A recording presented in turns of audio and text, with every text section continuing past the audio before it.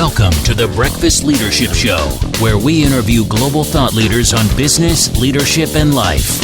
Here's your host, keynote speaker, best-selling author, and chief burnout officer of the Breakfast Leadership Network, Michael Levitt.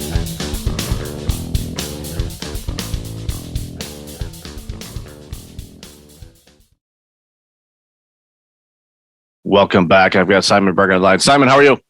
Very good, my friend. How are you? I am awesome. Looking forward to this conversation today because you're doing some amazing work. So why don't you share a little bit about you and the work you're doing with the audience, and we'll dive into the conversation. Sure. So, for those who don't know, I'm Simon Berg, and I'm the CEO over at Ceros. You can find us at ceros.com, ceros.com. And I am a 47-year-old Englishman in New York, or actually Connecticut these days, running a 385-person software company that is about 11 years old. We're in the creative space. There you go. And Connecticut's a little more affordable than New York. I know that because I've got a lot of friends that are that part of the country. And yeah, depends where in Connecticut, in fairness. That's true. Yeah, because if you're close to transit that gets you quickly to Manhattan or something like that, then yeah, you're going to be paying more. But if you're a little bit out further away, then you afford it. But that's good. So what? I guess the first question that comes to mind is, how does an Englishman end up in New York? What brought you to the States? Yeah, I oddly always felt I would live in the States, and I guess at some level I just felt it. But I grew up in the UK and left school at 16 with no education. I always thought I was classically uneducated, if such a thing exists, and ended up in an agency business. And I can tell you that story if you want. But eventually, at one point, that agency business, I ended up as the joint managing director and eventually the CEO of that business. And we got approached by a private equity firm that was based out of India. We actually built an Indian offshore team of about 100 people in that agency that we owned ourselves and operated ourselves. Great team of folks out there. Got approached by a private equity firm. They bought the business. I stayed there for 9 months. And when I left after about 9 to 10 months, that agency to go on, I took Ceros, which was a software product at the time, not what it is today, but certainly the bones of that business, which was about 7 or 8 people, and was encouraged to go out in New York to raise money once I'd taken that business with me and left the old agency behind. Pitched a few folks, met Greycroft, Ian Sigalo over at Greycroft, and Alan Patrikoff actually pitched them as part of the process of pitching about 10 different VCs. And they gave us a couple of $1 million, and one of the prerequisites was move to New York. So I did. So it was money, of course. It's always it's ultimately money and opportunity. You know, well, yeah. Well, and also you said early on that you always figured that you would end up being in the U.S. at some point. So, that premonition came true. And, I'm guessing when, your previous company, when, the VCs came to you to buy your company, then you already had experience in working with them. So I'm guessing that helped you in your conversation with Ceros and getting the proper funding for them to move them obviously from a 7 or 8 person team to what it is today. Yeah, I mean, it played a role. I mean, candidly, when I think back to myself in the early days of raising funds for this business, I see an incredibly naive human being that basically didn't really know what they were doing, was making it up as they went along, had a lot of energy and a lot of passion, a lot of drive and a lot of belief in himself and the team around him, but pretty naive in many regards. But arguably, that's probably me today because I'm humble enough to know that I'm still learning and growing and failing. So it played a role, but it certainly I wouldn't say it set me up for plain sailing when I came over here to raise money. That's for sure. Yeah, that's for sure. And so let's talk about the company. What some of the work that it does, and obviously, when you take it over.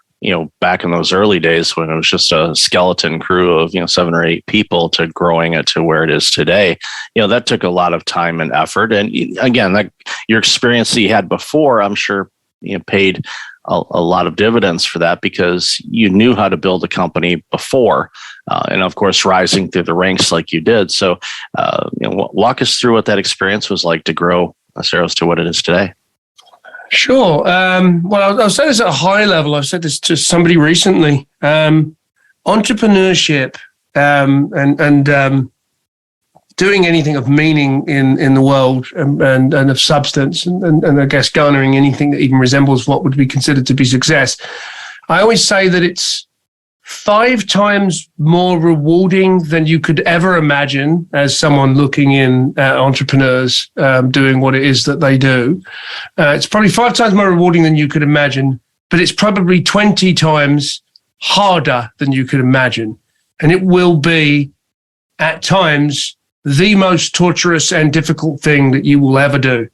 And you will desperately want to stop, and you will desperately want to quit, and you will feel like every cell in your body is screaming, don't do this anymore. And you will be tempted by shiny objects that will appear in front of you or to the side of you during moments of darkness or doubt, career opportunities or quick wins, etc. And it's only in my experience, and it's not necessarily true for everybody, but in my experience, it's only those that are smart enough and have all the basic DNA. Sure, there's lots and lots and lots of people like that, but there's this determination and understanding that building a business, and this is in answer to your question, like Ceros is where it is today, it takes years and years and years of stamina of failure, doubt, uncertainty, naysayers, and building Ceros has been just like that. In my experience, we've had huge moments of elation and success, and we continue to feel a little bit like that at the moment. But we've had incredible moments of total despair and doubt. And every single entrepreneur, whether it's Elon Musk or Steve Jobs or anyone in between, will have been through the same thing. And I think there's very few that will tell you that starting a company like Ceros or like Tesla and getting it to where it is today at any moment in time, no one is likely to say to you, yeah, it was really easy. I had this idea and threw some stuff together, raised some money, and boom, I made an amazing company. It's not like that. No, it's quite messy. And a good colleague of mine, Leanne, who's a really successful family attorney, she posted on her Instagram earlier today, saying, grade school, she wanted to be a lawyer. High school, wanted to be a lawyer. Law school, wanted to be a lawyer. Now that she's a lawyer, I just want to be a housewife, because building a business is, like you said, 5X, rewarding, and 20X just absolute torture, where there are days going, you know what? I just want to go flip burgers. I don't care. I just want to get away. And you go through those moments. I mean, they're rare, and you get older, you understand them. I've been saying recently that every chapter of my life, but also of the Ceros book, and when the Ceros book is written, and it will be written, every chapter, like my life and probably most people's life, certainly those in the entrepreneur space, the chapter starts with, it was a sunny day. She told me she loved me and I had money in my pocket and everything seemed possible. And that chapter ends with, she slapped me in the face. They told me I wouldn't get the deal and I was broke.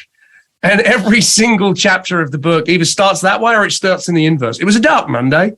I was very depressed. I didn't think we could do it and I had no money in my pocket. And that one ends with, and then they handed me a check for $100 million.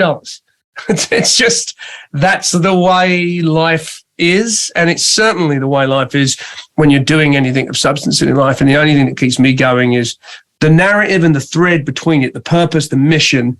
It's that keeps you going. Otherwise, the shiny objects or the opportunities to jump off and quit are just too tempting, and you'll take them. It's the no pain mentality kicks in sometimes, and you forget. And as we've seen so many times, those companies that stuck it through and like, no, this is going to be something, and I have a commitment to this, no matter how difficult it is or how dark this Monday or whatever day is, it's going to break through. And like you said, then all of a sudden you get that investment, or you land that client deal, or you have that, you launch that product, whatever it is. And every single moment of significance in my life and my career, even in my personal life, with my beautiful wife and children, there's always darkness before the light. It just is always the case. It just is always the case. And you really asked specifically, what was the journey been like? And the answer is that. Lots of ups and downs with a continuing steady climb to greater impact and more value in the world. And more, I guess more satisfaction for me over time as I've gotten older and the business has gotten bigger and more impactful. But the answer is that, really, lots of ups and downs. And anyone that tells you otherwise is lying. Fact. Yeah, 100%. Yeah, 100%. They're lying. It is definitely an up and down. The ups are exhilarating. The downs are debilitating. And it's when you have those periods of lull, depending on your mindset, you might, okay, we're about ready to blast off again, or maybe that next step is off a cliff. I'm not sure which, but the key is to take that step. Keep moving. It's a lot easier to pivot when you're moving than if you're just sitting down and not doing anything. And that's the thing. And your organization obviously has done that. So where do you see things going? And I know we talked about this in the pre-show. I actually want to talk about this first. Is over the last few years after our favorite pandemic has come in, how business obviously grew for you. So what was that journey like? Because I'm sure there was a lot of organizations that really didn't have as much of a digital footprint in the world as they should have. All of a sudden they had to, because we weren't allowed to go into their shops or go see them face to face for a period of time. So how was that like? Yeah, I mean, listen, the pandemic as an experience on a human level was clearly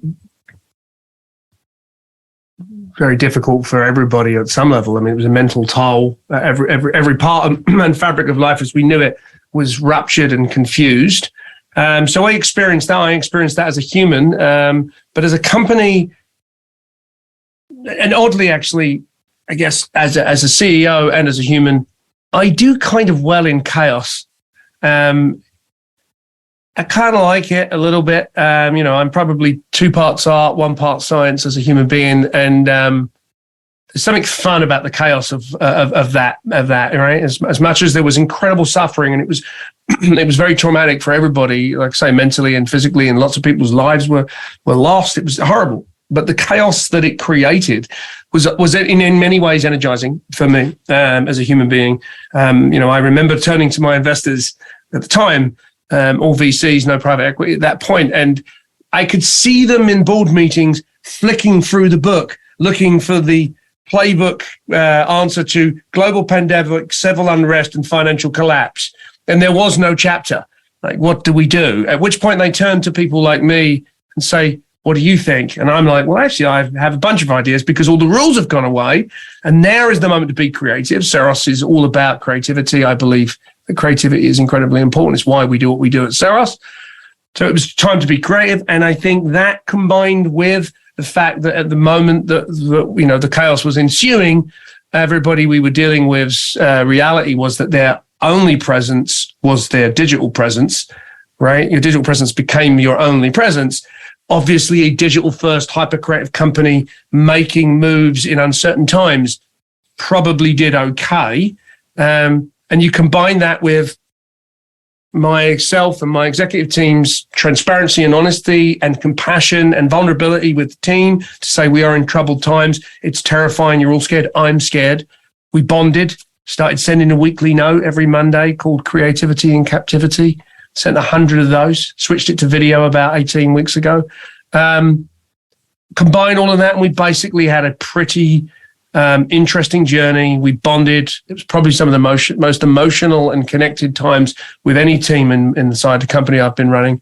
And we did okay. And I think long-term, that makes your company stronger because you had those emotional connections and bonds, and you and your senior leadership team and everybody along with the newsletters and the videos and things like that. It showed that you cared, that you were acknowledging what was actually happening in the world and in their individual worlds.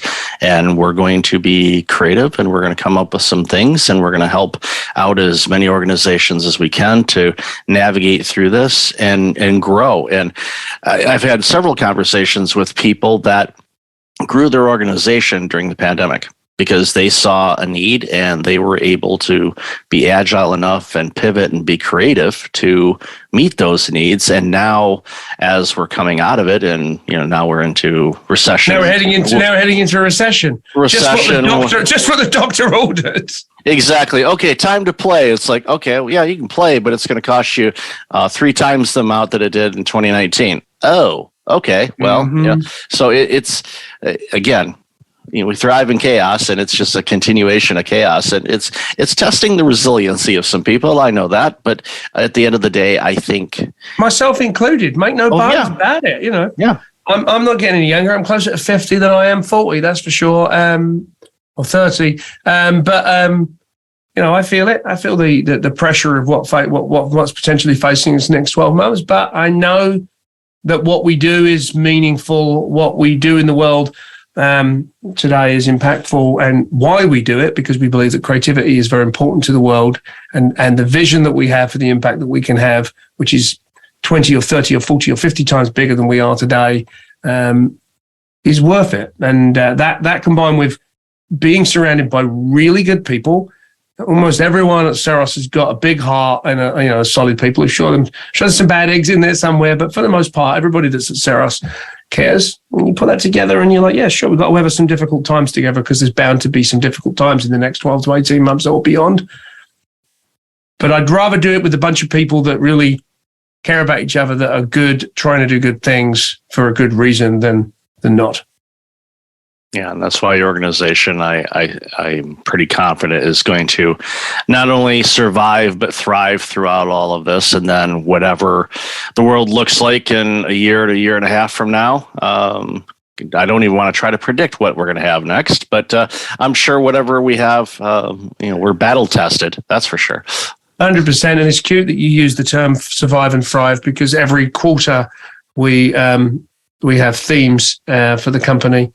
And every year we have themes, and Survive and Thrive was one of the themes from 2020. Yep, it's obvious that your organization has done that and will continue to do that. So, Simon, love this conversation. Where can people find out more about you and this awesome work you're doing? The best place to go is just head over to www.ceros.com, CEROS.com. There are lots of information there. There's also free products that you can access that we offer to the world. So head over there and find out more. Awesome. And I'll definitely have that in the show notes. So, Simon, thank you again so much for your time today, and continued success to you and your team and all that you're doing. Thank you, Bud. Enjoyed the conversation. Thanks for listening to the Breakfast Leadership Show, part of the Breakfast Leadership Network. Visit breakfastleadership.com for tips on empowering your business and your life.